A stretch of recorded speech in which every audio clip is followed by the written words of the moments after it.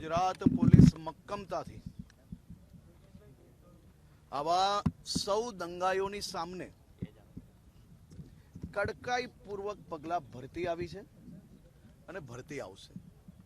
આ બધા જ લોકોને આ તો માત્ર તેમના દ્વારા રાજ્યના નાગરિકોના હિતમાં સુરક્ષિત રાખેલી જગ્યાઓ પર કબજાઓ નિકાલ આવ્યા છે, પણ એ લોકોની આખી ક્રિમિનલ કુંડલીની અંદર ઘૂસીને પોલીસ દ્વારા આવા લોકો બીજી વાર પથ્થર તરફ નજર ના કરે તેવી પ્રક્રિયા હાથ ધરવામાં આવી છે।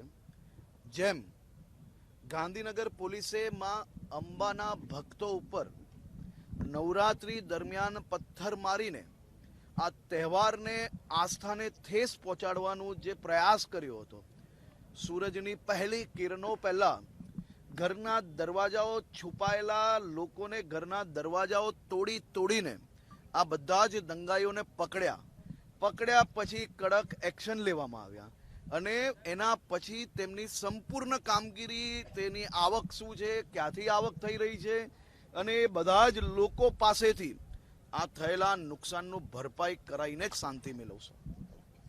આભાર।